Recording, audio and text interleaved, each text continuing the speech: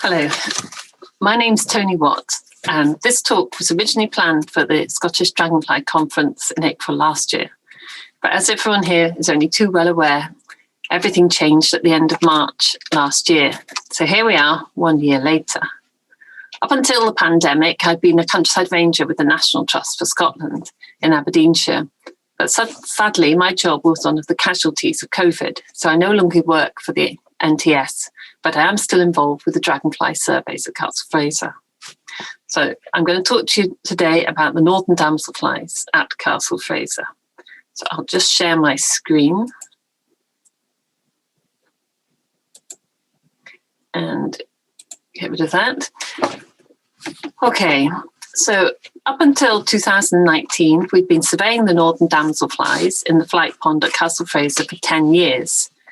And during that time, we were aware that the numbers had declined, but with everything being so busy, we just sort of carried on. So we thought this would be a good opportunity to look at the data we have collected, look back at any changes to the habitat that have happened over the last 10 years, and see if we can throw any light on this decline. In 2020, we also had a study carried out by an Aberdeen University student, Rosie Mackenzie, looking at our data and climate change, which will hopefully be ready for publication sometime this year. Castle Fraser is a... Oh, hang on, the slides aren't moving.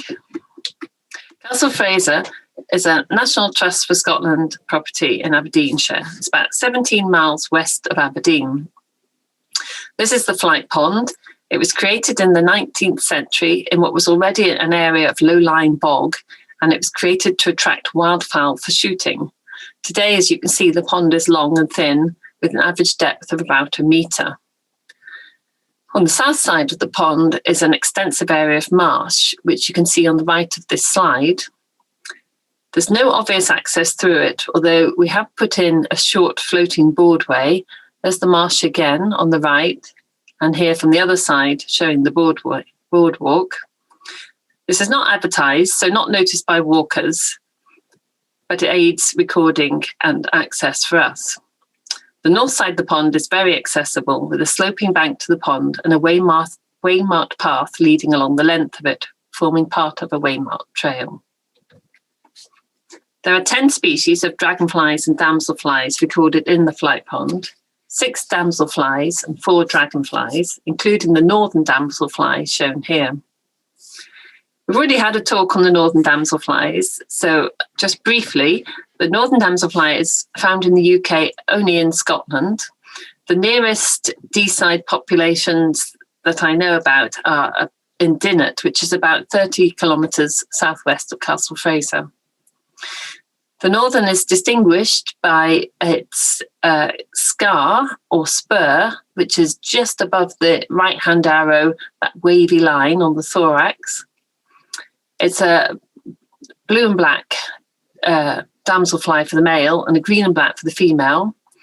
And it also has the distinctive marking on the first segment of the abdomen underneath the wings.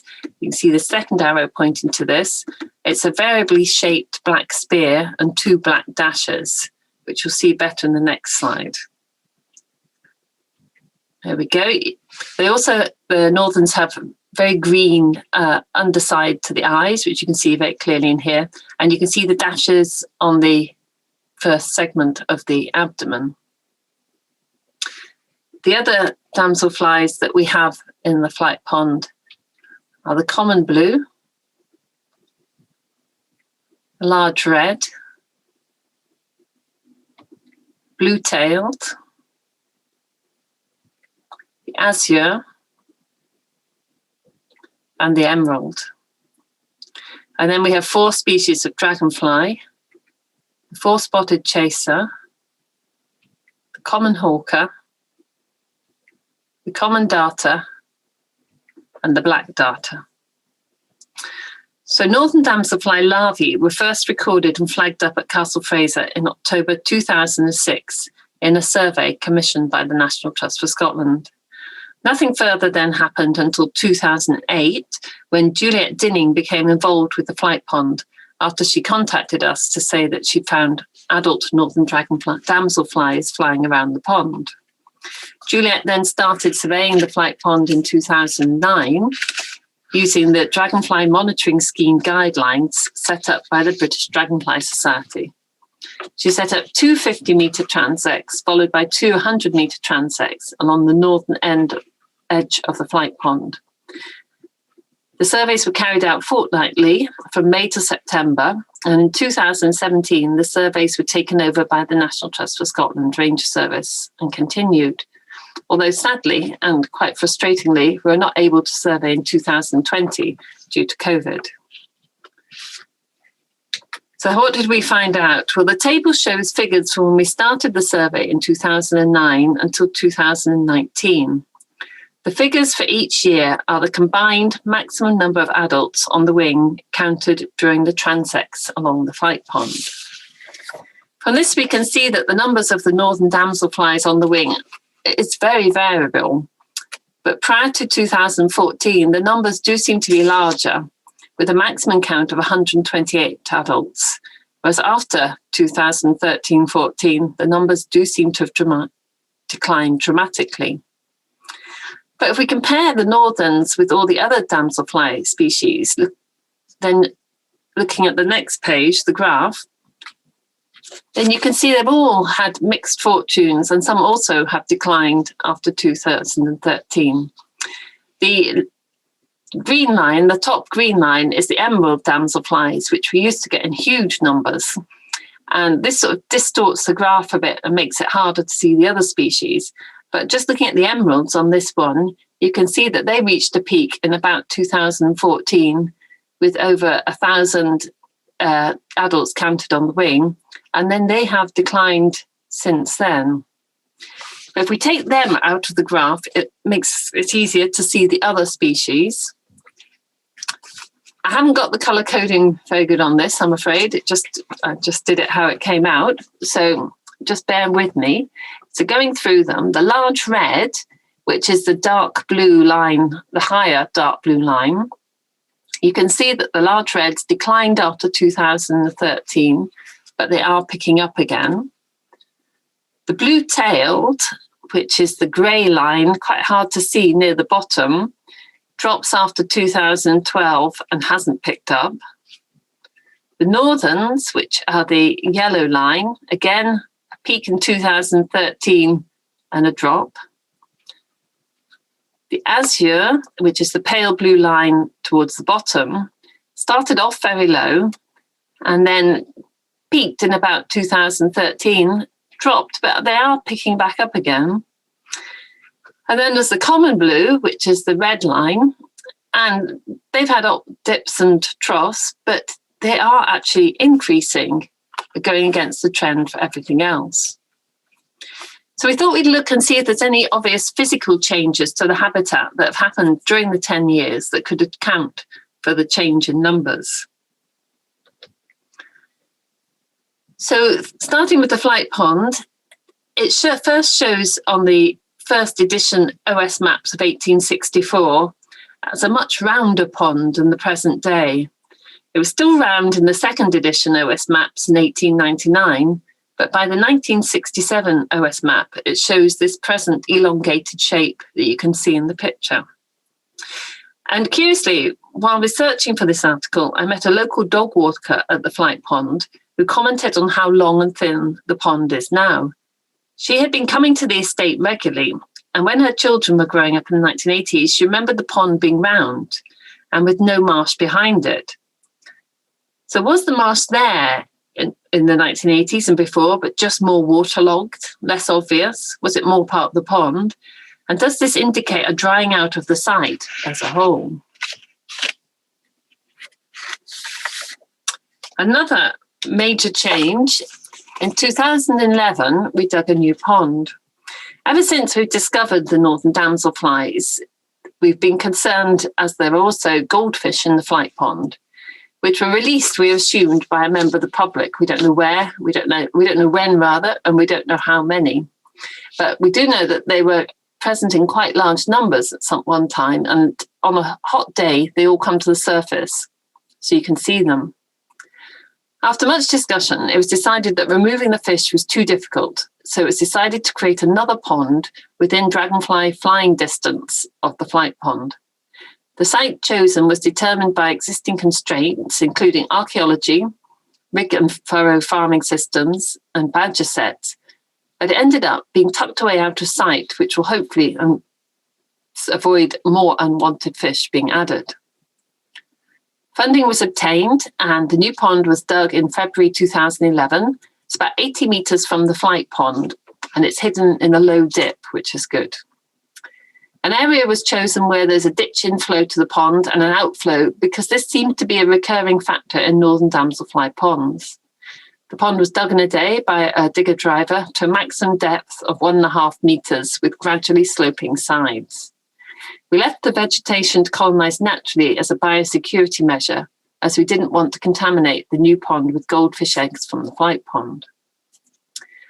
The pond was dug in February 2011, and by 2015, all 10 dragonfly and damselfly species from the flight pond were found in an exuviae survey of the new pond, which confirms breeding of all these species in the pond.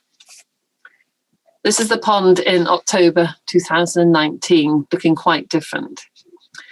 It's now been included in the dragonfly recording transects that we started in 2018, but the transects are not included in the overall counts of Northern Damselflies that I've been telling you about today. So it's too early to tell any trends from the figures gathered from this pond so far, but the numbers of Northern Damselflies at the new pond are reasonable, with a maximum count of 29 adults seen in any one survey in 2018 and 10 in 2019. We also looked at vegetation changes in the flight pond. We had set up fixed point photography at the flight pond to see how the vegetation is changing in and around the ponds. It was started in 2002 and takes place every 5 years. So starting in 2002 at the top left, you can see on the banks of the pond, grassy, very little tree vegetation at all. By 2007, we've got a mass of birch scrub coming up on the left-hand bank and the right. 2012, we've got little birch trees. And by 2017, the trees are getting quite big on the banks. The National Trust for Scotland had started reducing the birch, but what we don't know is why the sudden growth of birch had started in the first place. Before 2002, we weren't doing any birch cutting on the edges of the pond. So why did it all suddenly grow up? Did we just reach a tipping point where the amount of birch, one or two trees plus some scrub in the marsh dried the habitat out sufficiently to allow the birch to grow? Is this maybe coupled with climatic or local farming or drainage changes? Something obviously happened that the birch just suddenly took off. And then, of course, is this having changes in the flight pond itself? And does the shading have effect? Is the birch a cause of change or a symptom of change? So many questions as ever. Another major change in the last 10 years, in 2019, forestry work was carried out just beside the pond. On the northern bank, at the eastern end, half the spruce wood was clear felled. If you look at the picture on the left, the flight pond on one side of it was surrounded by this mature spruce wood, forming an almost wall of spruce. We needed to fell it because it was on an archaeological site, the old rig and furrow farming systems.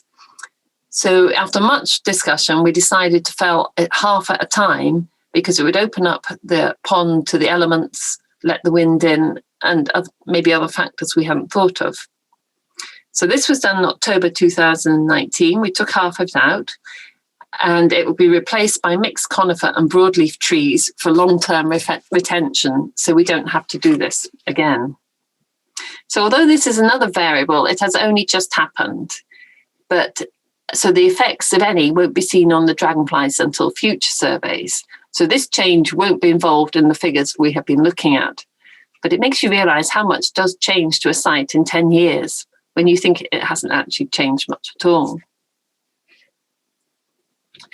So what started out as an exercise to find out if there was an obvious cause to the decline in northern damselflies has really led to more questions and avenues of study. Some possible questions that do seem to stand out at the moment are climate change. Is climate change either directly or indirectly having an impact? Is there a correlation to climate change and assumed local increases or different seasonality of temperatures to the local dragonfly and damselfly populations, which will either affect the northern damselfly directly or indirectly by favouring other species? This is addressed by Rosie's study, and hopefully there'll be more to follow on that. Or is the climate change directly affecting the physical environment, as evidenced by the birch changes?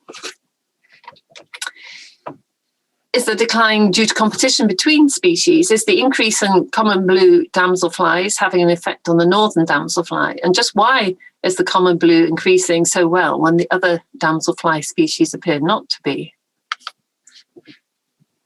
Are the azure damselflies having an impact? The azures are fairly new to the northeast of Scotland. When these surveys started in 2009, the azures were a rarity in the northeast, and we believe the most northerly population recorded at that time. The first azure was recorded at the flight pond by Juliet in 2009. None were recorded in 2008, so we don't think they were present before 2009 unless they were in very low numbers. Another major change, of course, has the new pond had an impact. The northern damselflies do seem to be more abundant there now than at the flight pond. Or is this just part of the succession of the new pond? Will the numbers change in time? And the birch. Have the dramatic changes in the vegetation on the banks of the flight pond in some way changed the suitability of the flight pond for the northern damselflies and increased maybe the suitability for other species? The increase in birch, it sounds surprising, but it really had gone unnoticed by us. So has it dried out the marsh? And will it also be shading the pond? And how much effect does shading have? And what caused or changed to cause the birch to suddenly take off and the marsh to develop more? Could it be hidden changes in climate, local farming, land use? It's curious that a local visitor commented on the shape of the pond and the marsh development, and that the birch all suddenly increased at once. So no real answers. We're hoping to continue the transects around the two ponds, and in fact 10 years isn't really very long at all. So it'd be fascinating to see how the species composition changes. There is, however, a real concern as to whether we will lose the northern damselfly from the flight pond, which leads us to think the National Trust for Scotland should continue to investigate creating new ponds as an insurance policy. This is, after all, how the new pond was originally formed, and it would benefit all aquatic wildlife if there was a succession of ponds across the property. But maybe I'm getting a bit ahead of myself here. So finally, I'd just like to say thank you to all the experts and volunteers who've given us so much help and advice and encouragement over the years, to all of our funders who made the new pond possible and paid for various survey work and other work, and of course to Juliet for starting the Northern Damselfly surveys and who has taught us so much. Thank you. So I'll just stop sharing, and that's the end.